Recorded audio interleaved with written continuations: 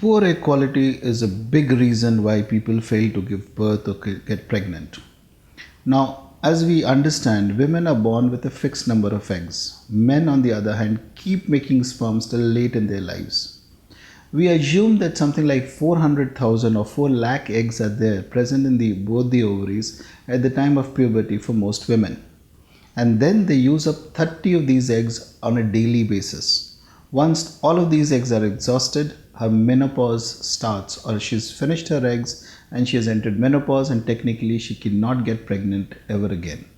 So there is a fertility period for women, something that starts from the time of menarche, which is when her menses start, maybe around 12 or 13 years, until the time of menopause, which is something around 48, 49 years. So this is her fertile period where her eggs are there, and those eggs are causing her to menstruate on a monthly basis. But again, during this fertile period, there are the first few years, that is from menarche till the maybe age of 16, 17, and then towards the end of her menstrual life, that's maybe 42, 43 to 48 onwards, while she still may be menstruating, the eggs that she is using up to grow up every month, the quality is not so good, and therefore these years also her chances of pregnancy are lower. So there is this concept that eggs alone do not qualify you for a pregnancy. They have to be of good health. By good health we mean it has to be genetically and functionally healthy. Not all eggs are genetically and functionally healthy. That's proved. We have done biopsies on these eggs and have found out so. Very few, in fact, of these eggs are genetically and functionally healthy. In some women, they have a higher proportion of healthy eggs and therefore they are more fertile.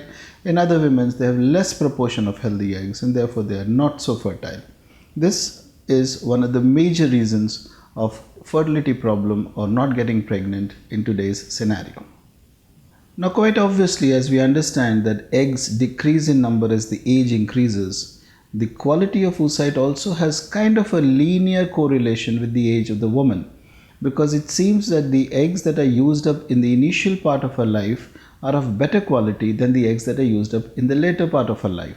So somebody who is in her late 30s or early 40s, and this is not a general statement but mostly observed, have poorer quality oocytes than somebody who is in her early 20s or maybe mid 20s. So that's why we keep saying that age is of a big value or big concern for women to get pregnant, because the oocyte quality is much better in younger women.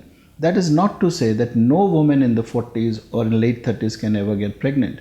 Some of these women have excellent eggs even in their mid 40s. But by and large, age is the single biggest criteria which affects egg quality, and therefore younger you are, better is the chance of your eggs being of good quality.